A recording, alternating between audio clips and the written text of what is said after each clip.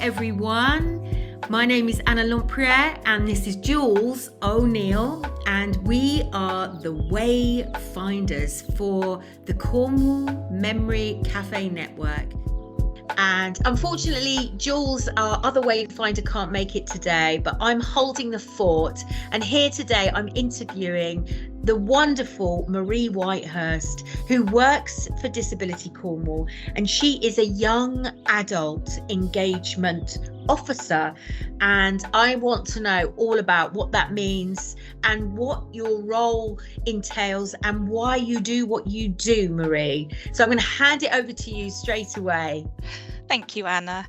I work for Disability Cornwall. I started working with them in September within the office.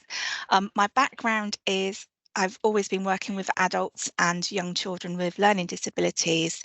19 years ago, I gave birth to my daughter, who has a rare syndrome called Kleefstra syndrome.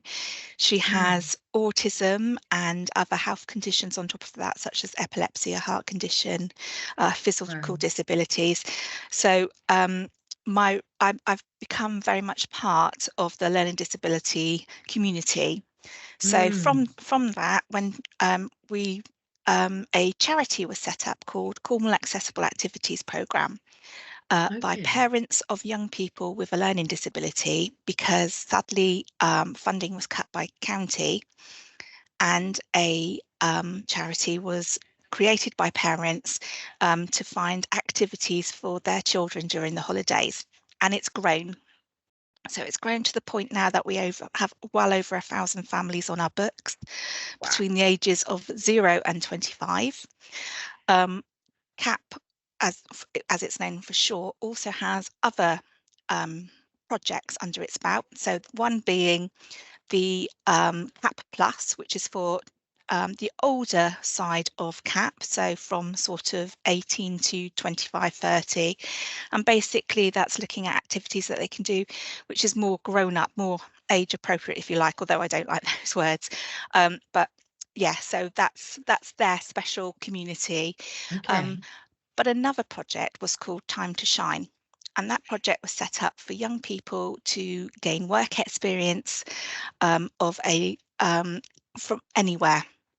So, for example, the young people would have to go through an interview, they'd have a CV, they'd have to have training, they'd have to receive a guide on what was appropriate and what wasn't appropriate in their working role. And lots of things that they do is like they run the CAAP activities, so they take the names, tick them off, support at activities. Other parts of that is that they train doctors and nurses about what it's like to have a learning disability, how they like to be spoken to, what can make their experiences at hospitals or with the doctors or with police, fire brigade, what can make it better for them. So they're going off to Belfast in April, the Time2Shine project, to support at a conference there for disability nurses, and that's something that they've done over the last few years. They've been to the UN to talk about issues, so it's quite a complex and valued project. However, last year it was becoming more difficult for CAAP to run the role of Time2Shine. So in conjunction with Disability Cornwall, my role was created. So I took over the running of the Time2Shine project and then used that opportunity through Disability Cornwall to grow on that.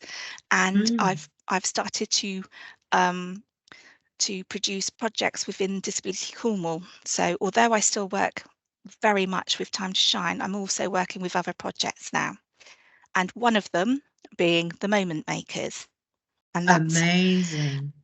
And can I just say, before you tell us about the Moment Makers, I just want to get you to say the name of the charity slowly again, because I got Cornwall Accessibility and then I lost. And I just want you to say it again for listeners to be able to write this down so that they can find the detail. It's Cornwall Accessible Activities Programme. Cornwall Accessible Activities Programme, and Yes. this is for people, young people up to. Is there a sort of age cap? Yeah, it's about 25. We do have Right. people who are a bit older, but the main focus is on young people between the ages of 0 and 25. Brilliant. All right. So then tell us. Oh, yes. And Juliana, yes, Jules is just going to join us, I reckon. Yes. So tell us then about this project that you're working on now, and hopefully I can let Jules in and we'll be the three of us. Okay, so the project that I'm working on now is called Moment Makers. The reason why it began is because there's lots of evidence out there about intergenerational relationships and the importance of them, especially for older people who have a memory loss or who are on their own. And perhaps feel isolated and don't have that younger community around them.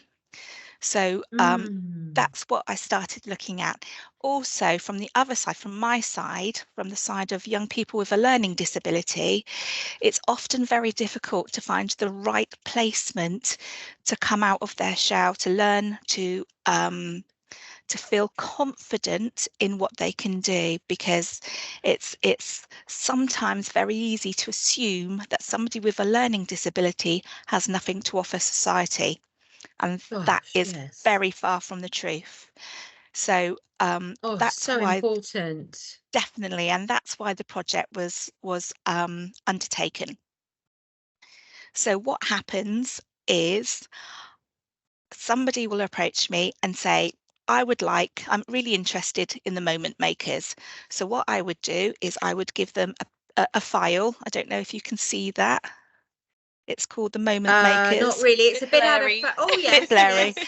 Basically, it's in a style called Easy Read, which is a specific type of writing that suits anybody who has a learning need. So it can meet everybody's needs. So that includes people with a memory problem as well.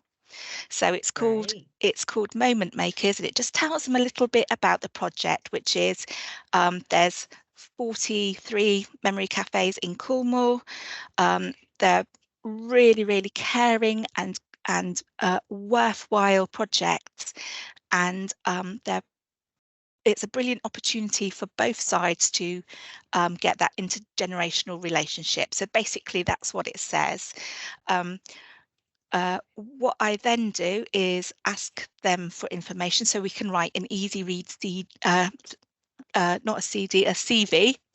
And then I will contact the memory CAAP in their area. I would talk to them and send them a CV and tell them a little bit about the individual who would like to start their journey at that memory cafe. The whole point of the project is that young person, is not seen as a burden.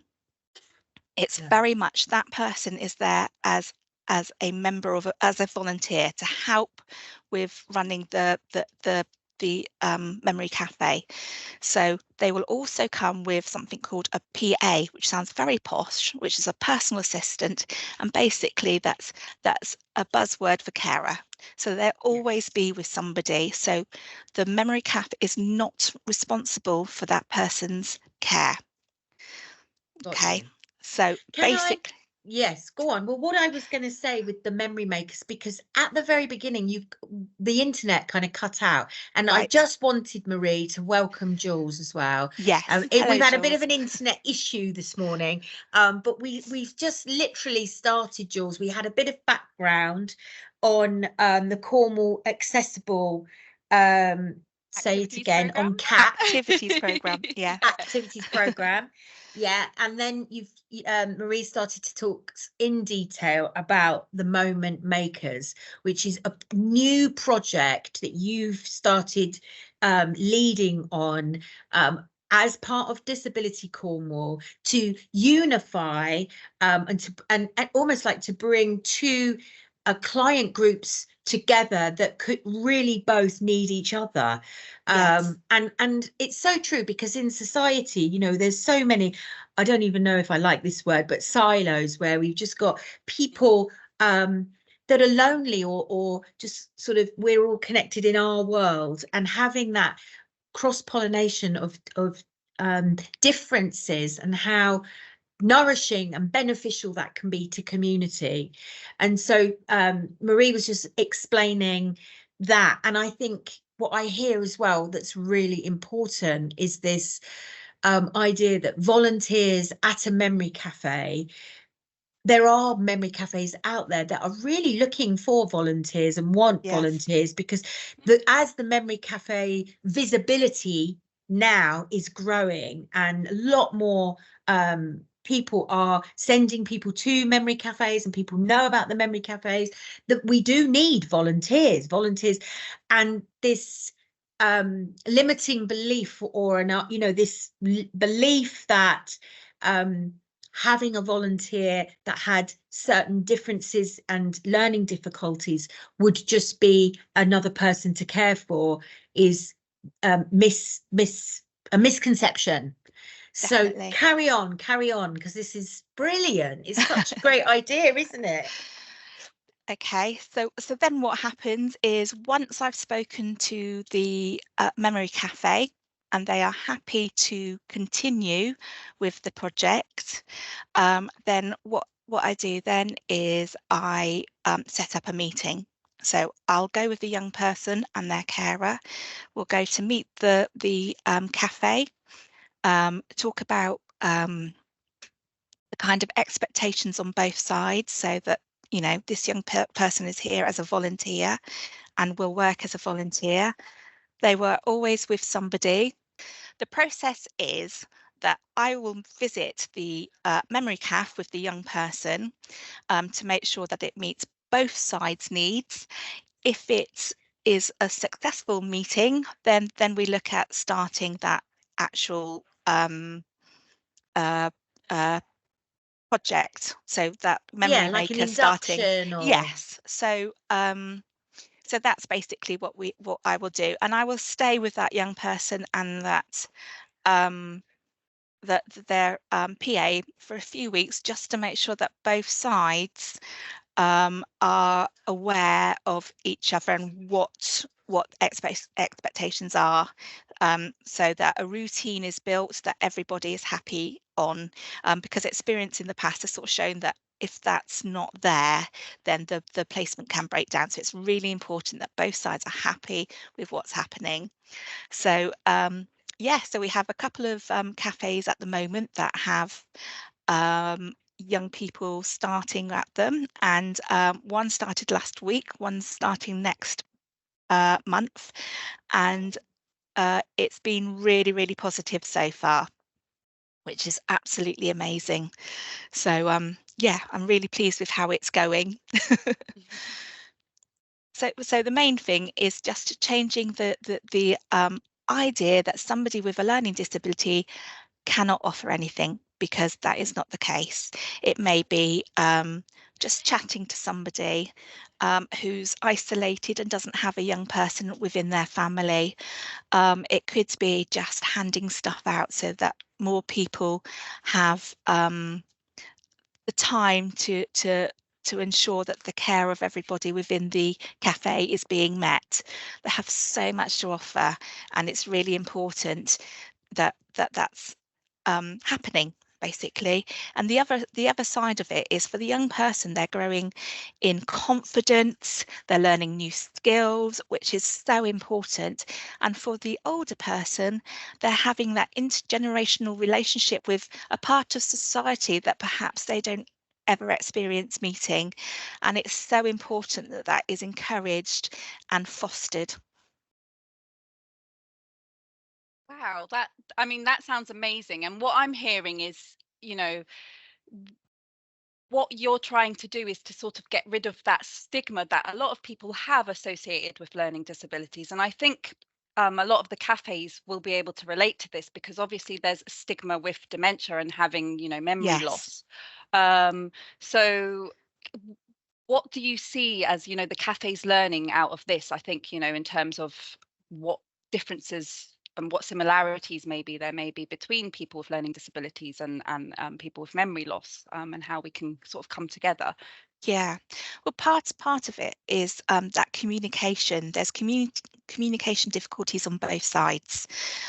So, for example, the type of information that the young people will be receiving is in easy read, which is so beneficial for somebody who has a learning disability. Also has a memory loss, also is an older person. English isn't their first language. It's such a brilliant style of writing. So there's that. There's also lots of our young people will use a sign language called Makaton. And Makaton has been proven to be very beneficial for people at the early stages of dementia. So getting those signs and communication in at an early stage helps as their dementia progresses to have that way of communicating still. So there's pros and cons on both sides. So. And if any, you know, you've said previously that you actually create these easy read documents. So yes, if any of the cafes were interested in perhaps having a guide to their cafe in easy read format, because I don't think we have any cafes with easy read format, would you be able to help them with that? yes, it's you know, that's about growing our community, isn't it? And yes, it has to come from both sides. And of course, I would help anybody at a cafe with easy read translations. So, for example, when a young person goes to a cafe, I produce a document which you can't see, which tells them all about what a memory cafe is, what a memory loss is, the jobs you might be asked to do, and also a little bit about health and safety so that they're aware of the health and safety, and when the cafe meets, and who to contact if there's an issue. So there's no reason why I can't produce that for the memory cafe at the same time. So it meets their people's needs rather than the person with who's going to take on that volunteering role. Sounds amazing. I've got some thoughts about what the connections might be, and it feels to me when you're living with dementia and you lose that ability to communicate, and young people having the stigma of a learning difficulty, it's like we become invisible, or people become Yes. invisible in society. It's like they're, and I see when I being with older people is the one thing is that the love that and the time that older people have. Yes. And I feel it's almost as though when you're living with dementia, that you don't really have a purpose anymore, that that people's purpose seems to go. And so to be able to be in an environment where they might be able to communicate but also express love, and friendship and all of that, I think it's really heartwarming. And what a brilliant idea, so needed. Yeah. So, for example, my daughter, as I've spoken about, is 19. Her grandfather lives in a care home down at Lamorna, and she enjoys going to see him. And when they meet, the love and communication between the two of them is infectious. It is just so special. And if I could bottle it, I would, because it's beautiful, and it's important that other people experience that as well, because it's that two-way respect. You know, it's not about somebody has a learning disability, somebody has a memory loss. It's the fact that that's two people communicating together on an equal level, and it's beautiful, absolutely beautiful. Wow. And yeah, sometimes you go to a memory cafe and you can see that people are in their own world, and I think this would be a wonderful way to bring people out of themselves and Yeah, just such a great idea. So how can the listeners then, if we're thinking about people listening, if you're a Memory Cafe volunteer, if you're somebody that knows somebody that's a young person that's living with a disability, what can people do to make this happen, Marie? Okay, there's a couple of ways. You can go onto the Disability Cornwall website, and on there there's a under the different services that we offer, there's a picture of the moment makers, which is, I don't know if I can get that on the screen without Almost. yeah, there it is. Take it back a tiny bit. It's Why because is it doing that, Jules? I don't know, but basically it will say the moment makers underneath it, and on there it has an easy read information form, and also it has an application form, and that will send it straight to me. But I understand that's not for everybody, so I also have an email which is marie@disabilitycornwall.org.uk, or We'll put all of that information in the link to the perfect, videos. yes. Yeah. Or just contact Disability Cornwall and they will get it to me.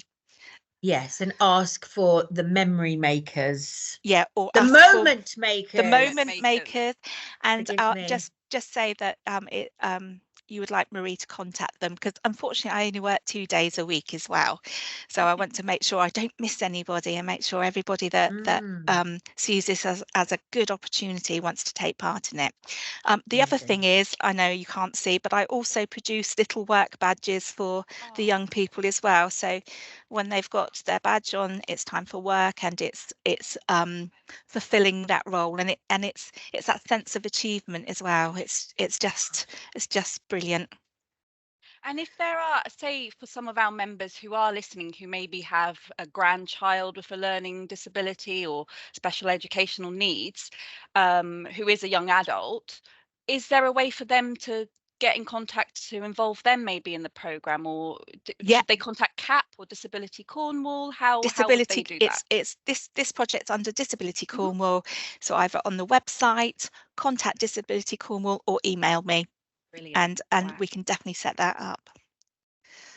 Yeah, that's amazing. I tell you what, it really is heartwarming. There's so many, bad news in the world, and this just feels like something extremely positive for Cornwall and really heartwarming.